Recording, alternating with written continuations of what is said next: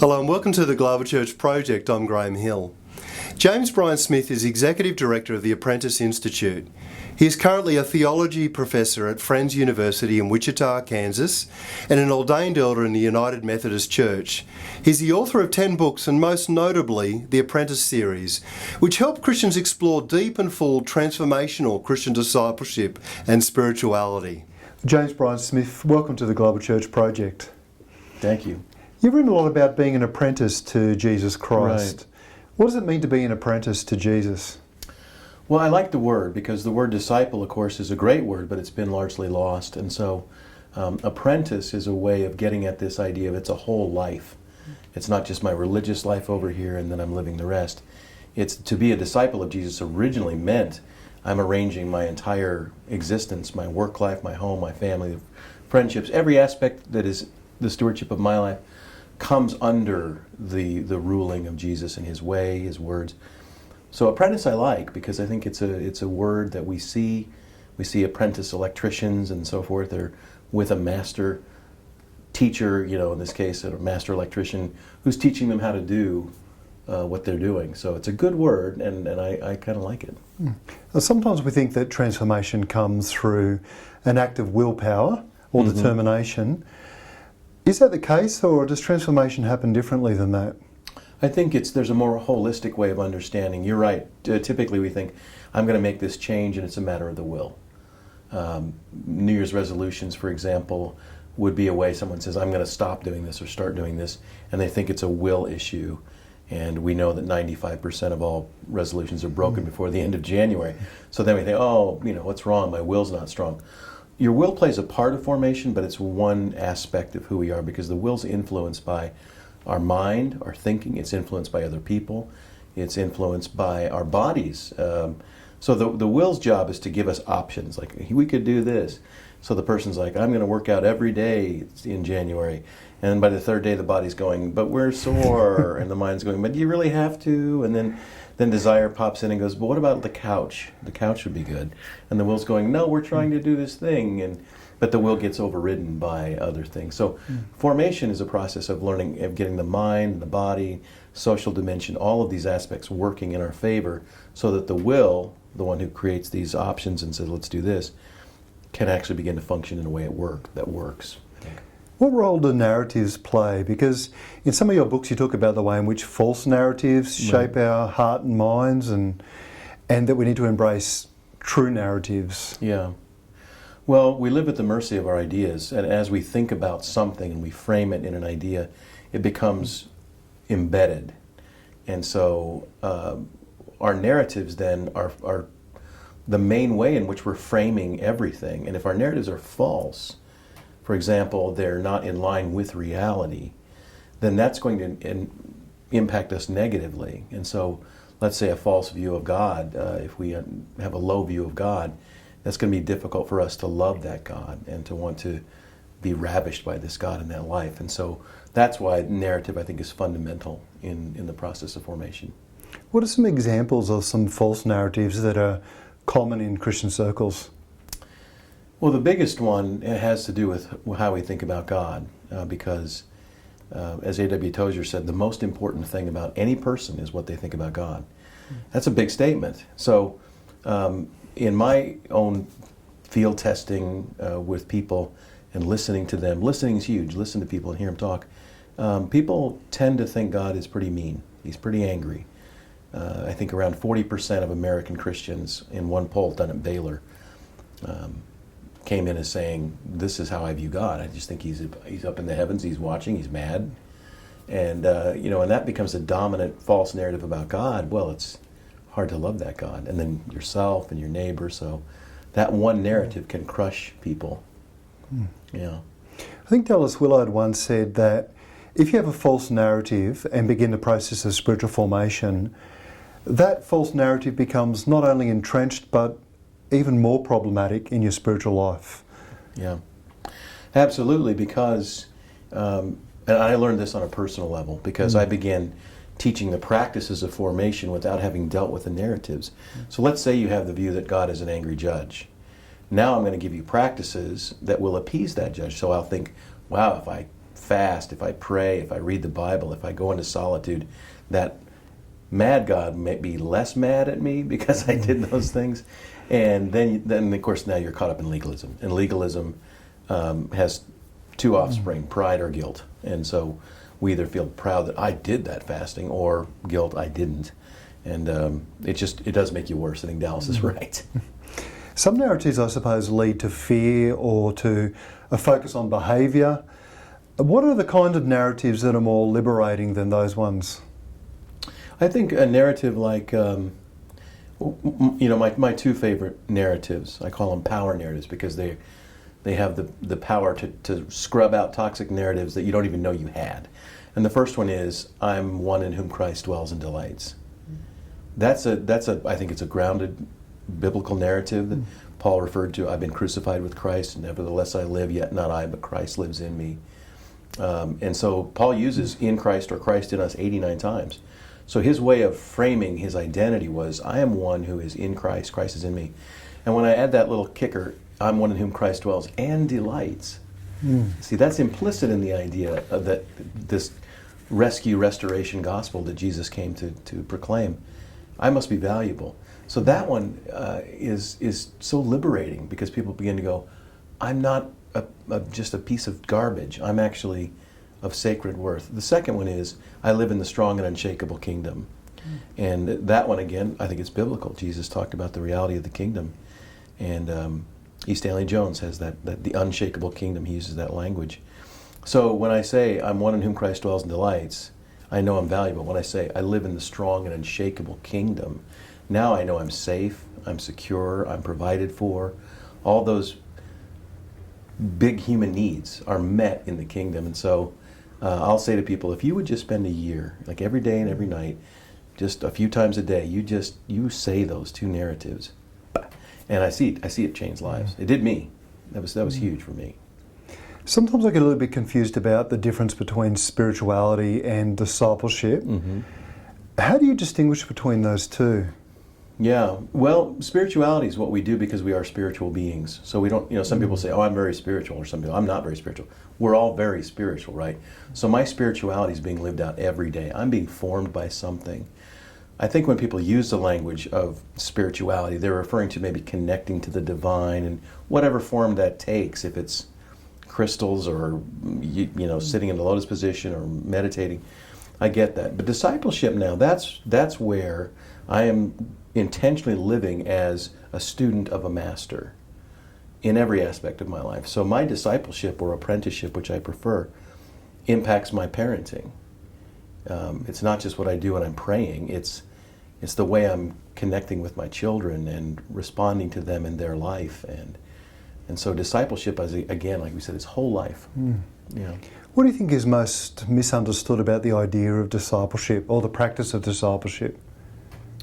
I think it's something that we do as opposed to us being caught up in something larger than us.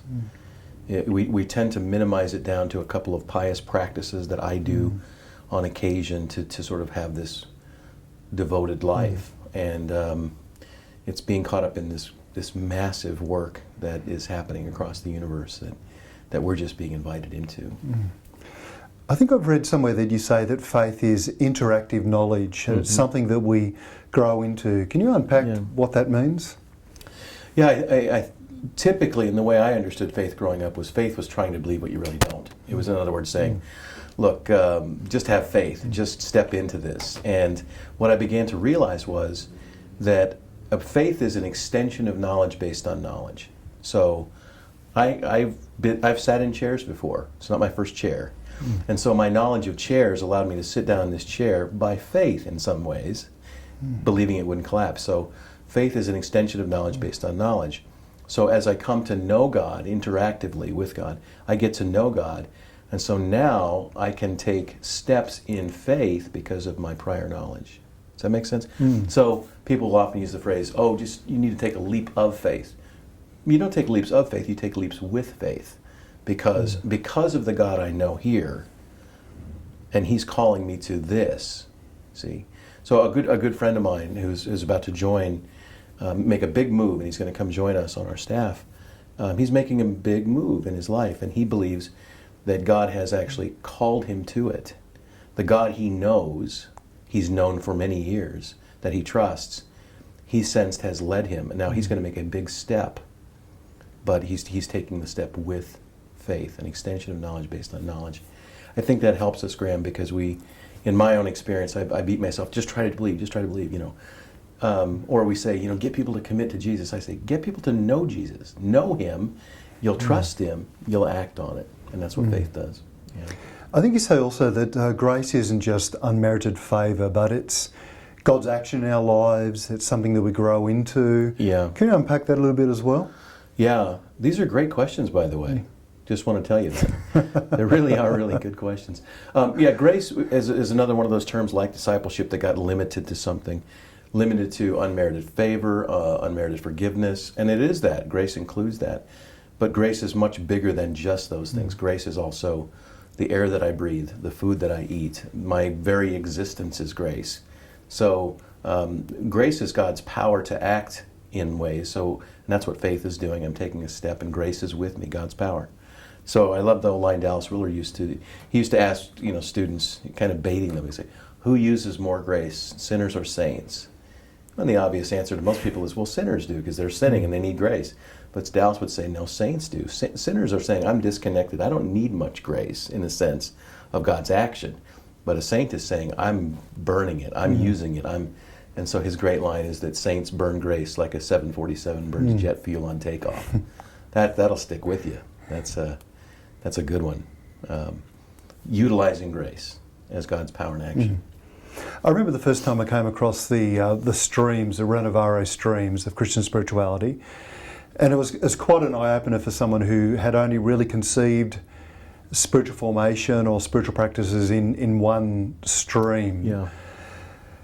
Do you mind just briefly unpacking what are the 6 streams? Yeah. And why it's important to be thinking in terms of those streams? Yeah. Yeah, I mean, the brilliance of what Richard Foster did was he saw that the church, throughout its expression, throughout its life, was more than just one little way that we tend to know. We tend to grow up in a church or a denomination, and they do things a certain way. And they have strengths. They have things that they're good at and valuable. But what Richard saw was there's a wider breadth, and that we could develop a more balanced life with God if we learned from traditions not our own. So, for example, the contemplative tradition, which is a life of listening to God, would include solitude, silence, meditation, prayer. That world is certainly practiced within branches of Catholicism, for sure, but also within Protestantism. But not everybody moves in that direction. But the contemplative stream or tradition tells us a lot about a way to listen to God and build that kind of life. And then there's the holiness tradition, which is a life of virtue and power, integrity and character. And historically, branches of the church have been strong in that. My own denomination, Methodism, was a holiness movement originally, where Wesley said there's a way of living that we can live into. And that has a lot to teach us. The charismatic tradition, or stream, which is a life of dependency on the Spirit, sometimes expressing itself through manifestations, always through gifts, to be sure, too. But every Christian's a charismatic in the sense that we rely on the Spirit. And that opens us up to a realm that some people never really experience. And social justice, that stream has always been there to teach us that there's a need for justice and mercy and love and working for the good of people who are oppressed. And that's a huge, important aspect. And then the evangelical tradition, also an area I'm comfortable with, that I grew up in, which is a Bible-centered or word-centered approach to the faith, where we proclaim the spoken word and we read the written word. We're founded on this gospel good news, and that's a strong tradition.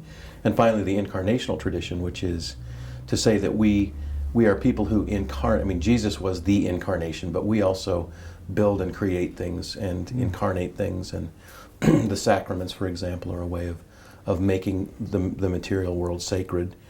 Certainly the sacraments, but also if one builds a beautiful desk or something out of wood, that's incarnating, that's using our creativity.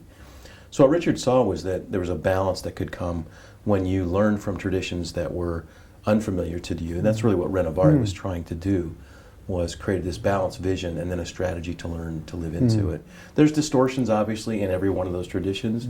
We can take each one of them and say, oh, well, those charismatics, they get all off on their gifts and they forget this, and those contemplatives are just gazing at their navel and they don't care about the world or the social justice. There's aberrations within all of them, but there's strengths within all of them, and when we look at the strengths and make them a part of our lives, we're more balanced. And I think you and Richard put together a collection of articles from each of those streams into a workbook? Yeah, Devotional Classics became, well, there's a spiritual formation workbook, which is just a basic introduction into these traditions with some practices, but we also did a book called Devotional Classics, where we took some of the greatest writing in Christian history from the church fathers up to the present, and then we divided them into those streams so that you could see that, someone you may not think was actually writing within the charismatic stream or the incarnational stream. Yeah. What's the key idea, the one big idea, that you're trying to get across in the Apprenticeship Series? That Jesus has offered the best invitation the world's ever heard, which is to live with Him in His kingdom now as His apprentice, and all the resources that come with that. That no greater offer has been given to the world than to live with Him in His kingdom. That's the main driving thing behind what we do. What do you hope that series will do in people's lives?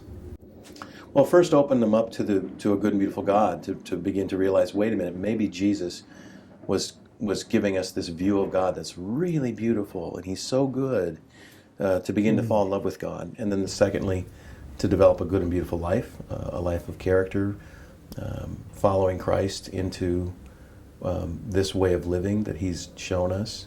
And then thirdly, that we would begin to live in community, live with one another, with this good and beautiful God, this good and beautiful life together in community.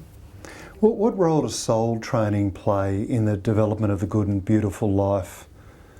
Yeah, I mean, there's certainly not ways to merit any favor with God, but these practices, and I call them soul training exercises to kind of put the emphasis on what we're doing. We are developing our own soul. It's a training thing. It's ongoing, and they're exercises because when you see an athlete training, the exercise isn't what's important. It's what it's training them to do, and so these practices are things that I can do. They're within my power to do. I can count my blessings. I can read the Gospel of John. I can pay attention to the beauty of creation. Those things I can do that enable me to do what I can't do, which is the impact of those, which is to love God more, to value creation more, to see the complexity. So it's a can do, things I can do that to enable me what I can't do, and I'm training. Ultimately for reigning in His kingdom. Yeah. I've often wondered what's the relationship between sort of personal and individual soul training practices and corporate practices. How do you see that relationship playing out? Yeah. Well, some of them are naturally geared toward being with others. So, for example, in celebration of discipline, Richard divides the disciplines into inward ones, which would be like prayer, meditation, and then outward ones, which are like giving and stewardship and the things that we do to give outward. And then there's the corporate disciplines like worship and guidance. I need someone else to do that with me. So yeah, some of them lend themselves nicely to being things we do together. Some are more individual. Really, all of them can be done together. I mean, like Lectio Divina, one of my favorite practices, I prefer doing that in groups. I like it alone, but I love doing it in groups because everyone is reflecting on one particular passage, and yet the Holy Spirit is giving each person a unique word. And that is something you can only see in community. When you travel around talking about the work in your books, doing seminars, what would you say is the main thing that's misunderstood about what you're saying? The main thing, I think people come into this faith with basically a religious perspective that these are the things that we do.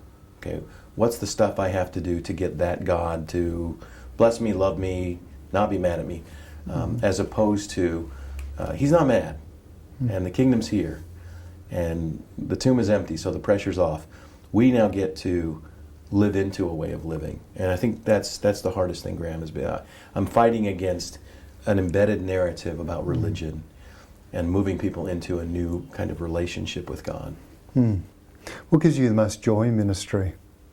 Watching my students open up to a new awareness of something about God or the kingdom.